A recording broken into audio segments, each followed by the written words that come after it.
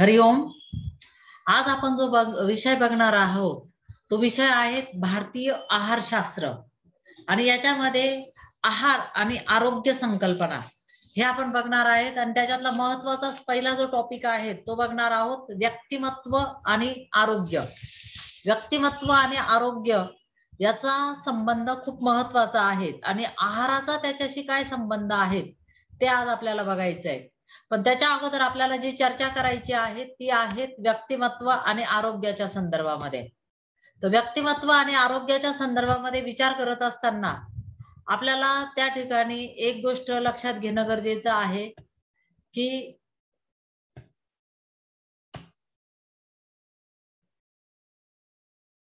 याच्यामध्ये एक गोष्ट आपल्याला बघणं गरजेचं आहे की भारतीय आहारशास्त्राचा विचार या ठिकाणी आपला होणार आहे आणि त्याच्यात आरोग्याची आहाराशी संकल्पना आणि व्यक्तिमत्वाच्या बाबतीत आरोग्य काय, व्यक्तिमत्व आरोग्याच्या संदर्भामध्ये व्यक्तिमत्व हे किती प्रभावी आरोग्यामुळे प्राप्त होतं आणि आहाराचाही त्याच्यामध्ये किती वाटा असतो हे आपण बघणार आहोत। तर याच्यामध्ये आपण बघत आहोत की आपल्याला जर जीवन जगायचं आहे, जीवन जगत असताना आपल्याला जीवनामध्ये जगत असताना कर्तृत्व करायचं असतं, आनंद प्राप्त करायचा असतो आणि या सगळ्यांसाठी हे सगळं कशाच्या माध्यमातून आपण करणार आहोत तर हे सगळं आपण शरीराच्या माध्यमातून करणार आहोत। आणि म्हणूनच म्हटलं जातं शरीर माध्यम खलु धर्म साधनम, म्हणजे याच्यासाठीच हे म्हटलं गेलंय की त्याच्यामुळेच आपलं शरीर जे आहे ते निरोगी, आकर्षक आणि सक्षम असणं हे आवश्यक आहे। मग शरीर याच्याबरोबर आवश्यक आहे तर सक्षम असणं, पण त्याच्याबरोबरच एक गोष्ट महत्वाची येते ती म्हणजे मन आणि बुद्धी यांचा विकास सुद्धा आपल्या या शरीराच्या माध्यमातून होणार असतो। आता बाह्य शरीराची प्रमाणबद्धता हा व्यक्तिमत्वाचा अत्यंत ठळक असा पैलू आहे। तुमच्या बाह्य शरीराची प्रमाणबद्धता असणं हे खूप गरजेचं आहे। मग ही शरीराची प्रमाणबद्धता म्हणजे काय तर व्यक्तीची चांगली उंची असणं, रुंद छाती असणं, हात पाय हे सगळे लांब, बोट लांब, त्याचबरोबर तुमचा चेहरा प्रसन्न असणं गरजेचं आहे, तुमची चाल जी आहे ती प्रमाणबद्धतेत डौलदार असणं गरजेचं आहे। हे सगळे मानवी शारीरिक आकर्षणाचे पैलू आहेत। त्यात सुद्धा एक महत्वाची गोष्ट तुमचा पाठीचा कणा जो आहे सरळ आणि मजबूत असणं हे खूप महत्वाचं आहे। आणि अष्टांग योगामध्ये तिसरंच आसन सांगितलेलं आहे आसन, म्हणजे तिसरंच अंग सांगितलेलं आहे ते आहे आसन। म्हणजे हे जे आसन आहे ते शरीर घडवण्यासाठी अत्यंत उपयोगात आहेत। त्याच्यामुळे तुमच्या शरीराला स्थिरता प्राप्त होते, लाघवता प्राप्त होते। आता आपण या ठिकाणी शरीराची प्रमाणबद्धता कशी आपण सांभाळू शकतो, व्यक्तिमत्व कसं त्याच्यातून करू शकतो याच्यासाठी तुम्हाला सर्व पहिले बघितलंय त्याच्यामध्ये यमनियम आहेत, शुद्धिक्रिया आहेत, ओंकार जप आहेत की त्याच्यामुळे सुद्धा तुमच्या व्यक्तिमत्वावर प्रभाव पडत असतो। हे आपण आता बघणार आहोत। आसन आणि सूर्यनमस्काराची उपयुक्तता त्याच्यामध्ये महत्वाची आहे, प्राणायाम महत्वाचे आहेत, बंध मुद्रा आपण ज्या बांधत असतो ते महत्वाचं आहे, धारणा ध्यान आणि याच्यामुळे सुद्धा तुमचं मन आणि बुद्धी यांचा विकास होत असतो, अंतःस्रावी ग्रंथींचा सुद्धा तुमच्या शरीरावरती परिणाम होत असतो आणि त्याच्यामधूनच तुमचं व्यक्तिमत्व हे त्याच्यातून लक्षात येत असतं। आता आपल्याला बघायचं आहे की आपण बाह्य शरीराची प्रमाणबद्धता बघत असताना आपण सगळ्यात पहिले विचार करणार आहोत तो आसनांचा, कारण की आसनांमधूनच आपल्या शरीराला एक लाघवता प्राप्त होते, एक आकार चांगल्या पद्धतीचा प्राप्त होत असतो। मग या आसनांमधून काय होत असतं, तुमच्या सर्व शरीराचे स्नायू जे आहेत ते ताणले जातात, त्याच्यामुळे तुमची उंची वाढायला मदत होते। पण मात्र आसन उंची वाढवण्याच्या कालावधीतच केली गेली पाहिजे, नाही तर तुम्ही 30-35 वर्षाचे झालेले आहेत आणि तुम्ही म्हणाल की आता मी आसन करतो आणि माझी उंची वाढवतो तेव्हा तुम्हाला जाणीव झाली तर तसं चालणार नाहीये। तर याच्यासाठी उंची वाढवण्याचा जो कालावधी आहे तुमचा साधारणतः 18 वर्षापर्यंत, 17 वर्षापर्यंत, 21-22 वर्षापर्यंत सुद्धा, मग या त्या कालावधीत तुम्ही ती आसनं केली पाहिजे।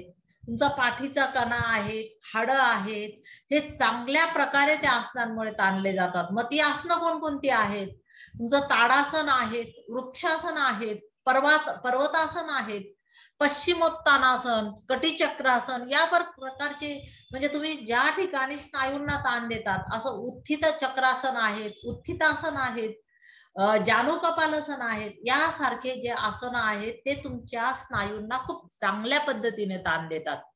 आणि हे स्नायू जे आहेत ते तुमच्या हाडांना जोडलेले असतात. मग याच्यामुळे काय होतं, स्नायूंना ताण मिळाला की हाडांवर पण ताण मिळतो. आणि मग त्याच्यामुळे काय होतं, हाडं सुद्धा तुमची लांब होण्याला मदत होते. त्याचबरोबर अस्थि संमोहन जे आहे त्याचा सुद्धा अस्थि संमोहनाला पण गती प्राप्त होत असते आसनांमुळे. आणि मग आसनांच्या आधी केला जाणारा जो सूर्य नमस्कार आहे त्याच्यामुळे पण तुमची उंची वाढते, वजन नियंत्रित राहतं. पुन्हा शरीराच्या वृद्धीसाठी, स्नायुबल वाढवण्यासाठी ही जी आसनं आहेत ती अत्यंत उपयुक्त आहे. म्हणूनच आपण त्याला म्हणजे सूर्य नमस्काराला काय म्हणतो, सर्वांग सुंदर व्यायाम प्रकार म्हणत असतो. आणि मग हे जे सर्वांग सुंदर व्यायाम प्रकार आहेत हे त्याच्यामधून आपल्याला साधता येत असतात. आणि सूर्य नमस्काराचं आणखी महत्वाचं वैशिष्ट्य ते म्हणजे पाठीच्या कणाला येणारे वेगवेगळा बाक. त्यामुळे काय होतं, तुमचा पाठीचा कणा जो आहे तो पाठीचा कणा तुमचा जो आहे तो काय होतो, त्याला एक प्रकारची कार्यक्षमता प्राप्त होत असते. आणि ही कार्यक्षमता कशी प्राप्त होत असते, तुमच्या तो ताठ राहतो, मजबूत राहतो. त्याचबरोबर अंतर्गत जे अवयव आहेत तुमचे त्यांच्यावरती सुद्धा खूप चांगला परिणाम त्याचा होत असतो. ताण आणि दाब मिळाल्यामुळे त्याची कार्यक्षमता वाढते. पचनेंद्रिय, श्वसनेंद्रिय, तुमचं हृदय, मज्जासंस्था, अंतःस्रावी ग्रंथी, पुन्हा तुमच्या शरीरात जी उत्सर्जक इंद्रिय काम करत असतात ही सुद्धा सगळी जी आहेत ती कार्यक्षम होतात. आता सूर्य नमस्काराबरोबर जे म्हटले जाणारे मंत्र यांचा सुद्धा आपल्या शरीरातील पेशींवर खूप चांगला असा सूक्ष्म परिणाम होत असतो. याचा शरीरातील कार्यांवर नियंत्रण ठेवणारा आणि शरीराच्या अंतर्गत परिणाम करणारा अजून एक महत्वाचा घटक आहे, तो म्हणजे अंतःस्रावी ग्रंथी. याच्यामध्ये तुम्हाला सांगितलं अगदी शेवटचं म्हणून, तर या ग्रंथींचे स्राव थोडे जरी कमी जास्त झाले तर काय होतं, संपूर्ण शरीराच्या चयापचय क्रियेवरती त्याचा परिणाम होत असतो. आणि त्याच्यामुळे काय होतं, तुमचं आरोग्य बिघडतं. मग आता या अंतःस्रावी ग्रंथींचं आरोग्य चांगलं ठेवण्यासाठी, त्यांचं आरोग्य व्यवस्थित करण्यासाठी आसनं ही खूप महत्वाची आहेत. त्याच्याबरोबरच अजून महत्वाचे आहेत ओंकार जप आहेत, विपरीत करणी आहेत, सर्वांगासन आहेत, शीर्षासन आहेत, त्याचबरोबर तुमचं हलासन आहेत, विपरीत करणी तर झाली, याचबरोबर तुमचे जे आहेत अर्धमत्स्येंद्रासन आहे, शुद्धी क्रियांमधली नवली आहेत, पश्चिमोत्तानासन आहेत. ह्या सगळ्या आसनांचा या अंतःस्रावी ग्रंथींवर परिणाम होतो आणि यांचा परिणाम चांगला होत असतो. त्याच्यामुळे काय होतं, तुमची शरीर प्रक्रिया जी आहे ती सुरळीत होते. ती शरीर प्रक्रिया जी आहे, काहीतरी प्रॉब्लेम झाला इकडे, ती शरीर प्रक्रिया जी आहे ती सुरळीत होते. आणि मग ती शरीर प्रक्रिया सुरळीत होते आणि याच्यामुळे या अंतःस्रावी ग्रंथींचा खूप महत्वाचा परिणाम आपल्या याच्यावरती होत असतो. मग आता याच्यामध्ये जे बघितलं आहे तर तुमच्या काही ग्रोथ हार्मोन्स आहेत, उंचीवरती परिणाम करणारे काही हार्मोन्स आहेत. त्याचबरोबर तुमच्या शरीरामध्ये तुमचं मेटाबॉलिझम म्हणजे तुमचं चयापचय क्रियेवर परिणाम करणारे काही हार्मोन्स आहेत, म्हणजे ते तुमचे थायरॉइड्स आहेत. यांचा सगळा परिणाम तुमच्या व्यक्तिमत्वावरती होत असतो. आणि मग त्याचबरोबर अजून महत्वाचं म्हणजे चक्र जे असतात, जे चक्र आपल्या शरीरामध्ये आहेत, या चक्रांमध्ये सुद्धा एक सुप्त शक्ती दडलेली आहे आणि या अंतःस्रावी ग्रंथींचा सुद्धा त्याच्यावरती परिणाम होतो. म्हणजे चक्रांचाही परिणाम अंतःस्रावी ग्रंथींवरती होत असतो. म्हणजे या सुप्त शक्ती जी आहे तिला जागृत करण्याचं काम आपण ज्या मुद्रा करतो, जे बंद बांधतो त्याच्यामुळे होत असतं. जे मूलाधार चक्र आहे त्या ठिकाणी आपली पुष्कळशी शक्ती जी आहे ती एकवटलेली आहे आणि या ठिकाणी तिला जागृत केलं म्हणजे उद्दीयान बंद जो आहे तुमचा मूलाधार चक्राच्या ठिकाणी जर तुम्ही मूलबंध जागृत केला तर तुम्हाला ती शक्ती प्राप्त होते. त्याचबरोबर तुमचं उद्दीयान बंद जर तुम्ही बांधलं तर स्वादुपिंड जे आहे तुमचं पॅनक्रियास त्याच्यावर खूप चांगला परिणाम होतो आणि तुमचं पचन सुधारतं. पुन्हा तुमच्यामध्ये जे ग्लुकोज आहेत त्याच्यावरती सुद्धा म्हणजे ग्लुकोजवर पण नियंत्रित केलं जातं. पुन्हा जालंधर बंद जे आहे तो तुमचा गळ्याजवळ बांधला जातो, तर त्या ठिकाणी सुद्धा तुमच्या थायरॉइड ग्रंथींचं कार्य त्याच्यामुळे सुधरत असतं. त्याच्यामुळे तुमची चयापचय क्रिया चांगली पद्धतीने पार पडत असते. म्हणजे या पद्धतीने या सगळ्या ज्या गोष्टी आहेत यांचा शरीरावर खूप चांगल्या पद्धतीचा परिणाम हा होत असतो. मग या सगळ्यांचा विचार करण्यासाठी आपल्याला यांचं व्यवस्थित नियंत्रण होण्यासाठी आपल्याला काही म्हणजे आसनं महत्वाची आहे, म्हणजे जी विश्रांतीकारक आसनं आहेत, तुमचं शवासन आहेत, मकरासन आहेत, योगनिद्रा आहेत, यासारख्या विश्रांतीकारक आसनांमध्ये सुद्धा तुम्हाला प्रभावी अशी गुणात्मक विश्रांती मिळत असते. त्याचा परिणाम काय होतो, तुमच्या आंतरिंद्रियांवरती खूप चांगला इफेक्ट त्याच्यामुळे जाणवत असतो. आसनांमधली जी सजगता असते, त्याच्यामधलं जे शिथिलीकरण असतं, त्याच्यामुळे सुद्धा तुमच्या सर्व अवयवांना खूप चांगली विश्रांती मिळते. आणि त्याच्यामुळे काय होतं, तुमच्या मधला उत्साह जो आहे तो उत्साह वाढत असतो आणि तुमचं शरीर जे आहे ते अत्यंत जोमाने काम करायला लागतं. शुद्धिक्रियांमधून काय होतं, तुम्ही ज्या शुद्धिक्रिया करत असतात, 6 प्रकारच्या शुद्धिक्रिया सांगितलेल्या आहेत, त्याच्यामुळे तुमच्या शरीरामध्ये जो संचित झालेला मल आहे आणि पुन्हा तुमचे विकृत जे त्रिदोष आहेत त्याचं पूर्णपणे निराकरण केलं जातं. त्यामुळे सगळ्या पेशींची शुद्धी होते आणि पेशींची जर शुद्धी झाली तर तुमच्या शरीराचं काम अत्यंत चांगल्या पद्धतीने पार पडत असतं आणि याचा सगळा परिणाम हा तुमच्या व्यक्तिमत्वावर होत असतो आणि त्याच्यामुळे तुमचं व्यक्तिमत्व हे व्यवस्थितपणे चांगल्या पद्धतीने सुधारायला मदत होत असते. आता याच्यानंतरचा अजून आपण जर बघितलं घटक तर प्राणायाम जे आहेत, प्राणायामामुळे काय होतं, तुमचे श्वसनेंद्रिय, रक्त, हृदय यांची कार्यक्षमता वाढते, तुम्हाला भूक चांगली लागते, पचन व्यवस्थित होतं, पचन व्यवस्थित झालं म्हणजे भूक चांगली लागते आणि मग तुमचं मज्जा संस्था ज्या आहेत, अंतःस्रावी ग्रंथी ज्या आहेत यांच्या कार्यावर सुद्धा त्याचा खूप चांगला परिणाम होत असतो. मग यांच्या कार्यावरती चांगला परिणाम झाल्यामुळे काय होत असतं, त्या ठिकाणी तुम्हाला त्या ठिकाणी तुमचं आरोग्य जे आहे ते आरोग्य तुम्हाला चांगल्या पद्धतीने सुधरवता येऊ शकतं. म्हणजे या पद्धतीने जर तुम्ही या शुद्धिक्रियांमधून शरीराला आपल्याला चांगल्या पद्धतीने लाभ प्राप्त करून घेऊन तुमच्या उत्सर्जन संस्थेच्या अवयवांवर परिणाम होतो, त्वचेला कांती प्राप्त होते आणि या सगळ्या गोष्टींचा तुमच्या व्यक्तिमत्वावर प्रभाव पडतो आणि याच्यासाठी तुमच्या शरीराची प्रमाणबद्धता साध्य करण्यासाठी या शुद्धिक्रिया पण महत्वाच्या आहे. त्याच्याबरोबरच आपण जे बघितलंय धारणा ध्यान, बरोबर आहे, त्या धारणा ध्यानामुळे आपल्या शरीराला अत्यंत उच्च प्रतीची जी तुमच्या स्नायू, ज्ञानेंद्रिय यांना सगळ्यांना विश्रांती प्राप्त होत असते. त्यामुळे तर तुमचं आयुष्य तर वाढतच, त्याचबरोबर तुमचा उच्च अशा चांगल्या आरोग्याचा लाभ तुम्हाला होत असतो. एवढंच नाही तर रोगग्रस्त भागावर जर तुम्ही ध्यान केलं तर तुम्ही त्या रोगाला पळवून लावू शकतात. त्या रोगापासून तुमचं काय करू शकता, तुम्ही त्या ठिकाणी त्या रोगापासून तुम्ही स्वतःला चांगलं आरोग्य प्राप्त करून घेऊ शकतात, रोगापासून तुम्ही मुक्त होऊ शकतात. अष्टांग योगामधली जी पहिली 2 अंग सांगितलेली की जी तुमच्या पहिल्यांदाच मी टाकलं होतं यमनियम, तर ही जी यमनियम आहेत यांचा सुद्धा तुमच्या शारीरिक आरोग्याच्या दृष्टीने खूप मोलाचं असं सहभाग आहेत. काय होतं, यमनियमांचं जर पालन तुम्ही चांगलं केलं तर त्याच्यामुळे तुमचं शारीरिक आरोग्य तर लाभतच, पण त्याच बरोबर तुमचे पंच ज्ञानेंद्रिय जे आहेत, कर्मेंद्रिय आहेत, याच्या चांगल्या पद्धतीने दमन होत असतं. मग दमन होतं म्हणजे तुमच्या कर्मेंद्रियांवर, ज्ञानेंद्रियांवर म्हणजे पंच ज्ञानेंद्रियांवर जर तुमचं कंट्रोल नसेल तर त्या ठिकाणी हे कंट्रोल प्रस्थापित करता येऊ शकतं आणि मग त्याच्यामुळे ते दमन झाल्यामुळे तुमच्याकडून कोणतीही चुकीची गोष्ट होऊ शकत नाही, तुमच्याकडून चांगल्याच गोष्टी होऊ शकतात आणि त्या दुष्कृत्य तुमच्याकडून होत नाही तुमच्याकडून. मग त्याच्यामुळे काय होतं, तुमचं जे व्यक्तिमत्व आहे ते अत्यंत चांगलं व्यक्तिमत्व त्या ठिकाणी निर्माण होत असतं.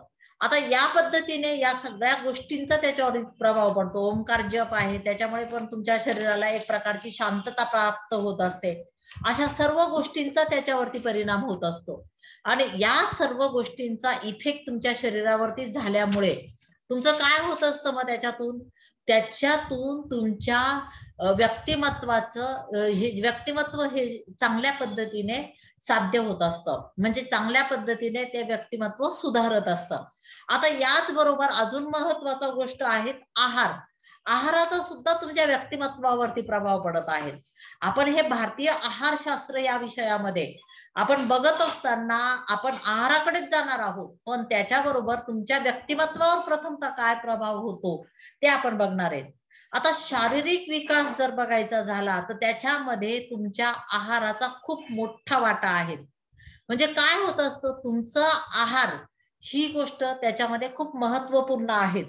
त्याच्यामध्ये शरीराचा अन्नमय कोश जो आहे, पंचकोश जे आहेत त्याच्यामधला महत्वाचा म्हणजे अन्नमय कोश पण त्याच्यामध्ये आहे. त्याचा विकास कशातून होत असतो? त्याचा विकास हा अन्नामधून होत असतो. आणि शरीराची ही वाढ होत असताना चांगला सकस आहार जर आपल्याला प्राप्त झाला तर त्याच्यामध्ये काय होतं, तुमची वाढ निकोप होते. चांगल्या अन्नामधून तुमच्या आरोग्याची म्हणजे तुमची रोगप्रतिकारक क्षमता वाढते, तुमची रोगप्रतिकारक शक्ती विकसित होत असते. आणि मग त्याच्यातून तुमच्यामध्ये काय होत असतं, निकोप वाढ तुमची झाल्यामुळे तुमचं एक तर तुम्ही कमी अन्न घेतलं त्याचा इफेक्ट होत असतो, तुम्ही जास्त अन्न घेतलं तर त्याचा इफेक्ट होत असतो. जर तुम्ही जास्त प्रमाणापेक्षा जास्त अन्न घेतलं तर त्याचाही तुमच्या शरीरावर वाईट इफेक्ट होत असतो. प्रमाणापेक्षा जर तुम्ही कमी अन्न घेतलं तर त्याचाही तुमच्या शरीरावर इफेक्ट होत असतो. म्हणून अन्न हे कसं आहे, दुधारी शस्त्र आहे. म्हणजे ते तुम्हाला प्रमाणात जर घेतलं तर ते तुमच्या आरोग्यावर चांगलं परिणाम करतो. म्हणून म्हटलं जातं जसा आहार तसं व्यक्तिमत्व. आणि तुकाराम महाराजांनी सुद्धा म्हटलेलं आहे ना, अन्नच तारी अन्नच मारी अन्न नाना विकारी. म्हणजे आहार तुमचा एक तर ठराविक मात्रेत असला पाहिजे, ठराविक वेळेला घेतला पाहिजे, ऋतू कोणता आहे त्या ऋतूनुसार घेतला पाहिजे. मग तुमचं वय काय आहे, तुमची प्रकृती कशी आहे, तुमचं काम तुम्ही कसं करता, जास्त कष्टाची कामं करतात का बसून काम करतात, या पद्धतीने तुम्हाला सहज झेपेल असं अन्न तुम्ही सेवन केलं पाहिजे. म्हणजे सीमित आहार तुमचा महत्वाचा आहे. आणि मग 80% जे आजार आहेत ते तुमच्या आहारामधून येत असतात. आहार हा योग्य मात्रेत असायला पाहिजे. तुमचं स्थूलता जरी असेल तरी तुमच्या व्यक्तिमत्वावर बॅड इफेक्ट होतो. तुमचं जर कृशता असेल म्हणजे तुम्ही अत्यंत बारीक आहात, बरोबर आहे, ती कृशता तुमच्या शरीराची असेल तर ते सुद्धा अनेक आजारांचा स्रोत होऊ शकतो, त्याचाही तुमच्या व्यक्तिमत्वावरती परिणाम होऊ शकतो. म्हणजे या पद्धतीने आहार जो आहे तो तुम्हाला ठराविक मात्रेमध्येच घेतला गेला पाहिजे, हे तुम्ही लक्षात घेणं गरजेचं आहे. म्हणजे तुमचा आहार सीमित आहार असणं गरजेचं आहे, बरोबर आहे. मग असा जो हा आहार आहे तो सीमित असला पाहिजे. त्याच्यातून तुमच्या मनाचा आणि बुद्धीचा काय होत असतो, विकास होत असतो. त्याचबरोबर शारीरिक विकासासाठी, आरोग्यासाठी आहार हा सकस असला पाहिजे, संतुलित असला पाहिजे, बरोबर आहे. आणि त्याचबरोबर तुमचं मन आणि बुद्धी यांचा विकास सुद्धा आहारावर अवलंबून असतो. म्हणून म्हटलं जातं जसा आहार तसं व्यक्तिमत्व. आणि हे भारतीय आहारशास्त्रामध्ये तुमचं व्यक्तिमत्व विकसित झालं पाहिजे अशा पद्धतीचाच आहार हा जो आहे तो सांगितलेला आहे. मग तुमचं जे आपल्या त्याच्यामध्ये बघितलं तर आधुनिक विज्ञान जे आहेत, आधुनिक शास्त्र जे आहेत त्याच्यामध्ये आहाराचा फारसा विचार केला गेलेला नाही. कोणते विटॅमिन्स, कोणते काय, या पद्धतीने मिनरल्स किती, विटॅमिन्स किती, अशाच पद्धतीने तिथे विचार केलेला आहे. पण भारतीय वैद्यक शास्त्रामध्ये त्याचा सखोल असा विचार केलेला आहे. अध्यात्मशास्त्रामध्ये सुद्धा आहारावर फार सखोल आणि असा तर्कशुद्ध विचार तिथे मांडला गेलेला आहे. धर्माच्या माध्यमातून सुद्धा आहार विषयी काही नियम घातले गेलेले आहेत. म्हणजे तुमचं विशिष्ट धर्माने काही विशिष्ट आहार मान्य केलेला नाहीये, किंवा कोणत्या वेळेस जेवण केलं पाहिजे, सांजेला जेवण केलं पाहिजे का सकाळी जेवण केलं पाहिजे, कसं केलं पाहिजे, या पद्धतीने सुद्धा काही नियम ठरवून दिलेले आहेत. आणि मग हा जो विचार आहे तो आहाराचा विचार आधुनिक शास्त्रामध्ये मात्र इतका सखोल केला गेलेला नाही, तो खूप वरवरचा आहे. मन आणि बुद्धीचा विकास हाला त्याच्यामध्ये गृहीत धरलेला नाहीये. त्याच्यावरचा अन्नावरचा संस्कार असू द्या, तुमची विचारसरणी असू द्या, त्याचा तुमच्या अन्नावरती इफेक्ट होतो आणि अन्नावरचा इफेक्ट हा तुमच्या शरीरावर इफेक्ट करत असतो. म्हणजे या पद्धतीने भारतीय आहारशास्त्रामध्ये हे अत्यंत चांगल्या पद्धतीने सांगितलेलं आहे. भारतीय शास्त्रामध्ये कोणता आहार शरीरावर कसा परिणाम करतो हे अत्यंत व्यवस्थित सांगितलेलं आहे. म्हणूनच त्या ठिकाणी म्हटलेलं आहे की अन्नमया ही सौम्य मनाहा, म्हणजे अन्नमय ही सौम्य मनाहा हे त्या ठिकाणी सांगितलेलं आहे, अनेक ठिकाणी सांगितलेलं आहे. म्हणजे योग्य अन्नातून तुमचं सोज्वळ मन तयार होतं. गुणात्मक दृष्ट्या जर वर्णन करायचं ठरलं तर अन्नाचं वर्णन कसं केलं गेलेलं आहे माहिती का? सात्विक आहार, राजस आहार, तामस आहार या पद्धतीने ते वर्णन केलं गेलेलं आहे. मग राजस आणि तामस, सात्विक, राजस आणि तामस हे 3 प्रकारचं वर्णन केलेलं आहे. मग त्याच्यामध्ये जो सात्विक आहार आहे तो कसा आहे? सुख प्राप्त करून देणारा आहे, त्याचबरोबर तुम्हाला आरोग्य देणारा आहे, तुमची बुद्धीला वाढवणारा आहे, बुद्धीचा विकास करणारा आहे, असं त्या शास्त्रामध्ये भारतीय आहार शास्त्रामध्ये सांगितलेलं आहे. आणि त्याच्याबरोबरच दुसरा जो आहे राजस आहार. मग राजस आहार म्हणजे कसा असतो? सात्विक आहार म्हणजे तुमचं ज्याच्यावर जास्त संस्कार केलेला नाहीये, जास्त प्रक्रिया केलेले नाही असा आहार त्याच्यामध्ये येईल. फळं, भाज्या, पालेभाज्या, जो नैसर्गिक स्रोत आहेत त्या पद्धतीने घेतलेला, कमी संस्कार केलेला आहार तो सात्विक आहारामध्ये जातो. तो ताजा असतं ते अन्न, अशा पद्धतीचा हा सात्विक आहार असतो. दुसरा जो आहार आहे तो राजस आहार. हा राजस आहार काय करतो? तुम्हाला दुःख प्राप्त करून देतो, शोक, वेदना, चंचलता करतो, रागीट स्वभाव तुमचा त्याच्यामधून निर्माण होत असतो. आणि मग हा राजस आहार कोणता आहे? तर याच्यामध्ये तुमच्या जिभेला जे चटपटीत वाटणारे पदार्थ आहेत, मसाल्याचा जास्तीत जास्त वापर करून केलेला पदार्थ आहेत, अन्नावरती भरपूर संस्कार करून केलेला जो पदार्थ आहे तो राजस आहारामध्ये जातो. मग तुमचे जे अगदी मसाल्याचे पदार्थ असतील, जास्त तेलाचे पदार्थ असतील, ज्याच्यावर खूप संस्कार केले जातं, वेगवेगळे हे वापरून त्याच्यावरती ते केलं जातं, म्हणजे वेगवेगळे संस्कार म्हणजे जास्त प्रक्रिया करून केलेला आहार तो राजस आहार येतो. आणि तामस आहार म्हणजे कसा? तो शिळा असतो. म्हणजे त्याचा तामस आहार जो आहे तो शिळा असतो. त्याच्यामुळे काय होतं? तुमच्या शरीरावरती म्हणजे आळस निर्माण होतो तामस आहाराने, बौद्धिक आणि मानसिक जाड्य म्हणजे हीनवृत्ती तुमच्यामध्ये त्याच्यातून निर्माण होते, जडत्व तुमच्या शरीराला प्राप्त होत असतं. म्हणजे अशा पद्धतीचा हा तामसिक आहार आहे. म्हणून आहार जो आहे तो सात्विक असायला पाहिजे, साधा असायला पाहिजे. आणि ज्यांना बौद्धिक काम करायचं आहे, ज्ञान प्राप्त करायचं आहे, त्यांनी तर खरं पाहिलं तर सात्विक आहारच घेतला पाहिजे. आणि तामस आणि राजस आहार घेणारे जे व्यक्ती आहेत त्यांच्या व्यक्तिमत्वामध्ये काय येते? हीनता येत असते. त्यांच्या व्यक्तिमत्वामध्ये काय होत असते? हीनता प्राप्त होत असते. म्हणून सात्विक आहार घेणाऱ्याचं व्यक्तिमत्व जे आहेत ना, ते व्यक्तिमत्व सुद्धा काय होत असतं? हळूहळू विकसित होत असतं. आणि या पद्धतीने हे जे व्यक्तिमत्व आहे ते विकसित होत असतं. आणि याच्यातून तुम्हाला तुमचं स्वतःचं व्यक्तिमत्व सुधरवता येत असतं. म्हणजे या पद्धतीने आजच्या लेक्चरमध्ये तुमचं व्यक्तिमत्व म्हणजे याच्यामध्ये तुमचा व्यक्तिमत्वाचा विचार आपण केला गेलेला आहे. मग व्यक्तिमत्व आणि आरोग्य याच्यामध्ये आपल्याला आहाराचा खूप महत्वाचा संबंध आहे. मग आता आपण पुढच्या लेक्चरमध्ये आहाराला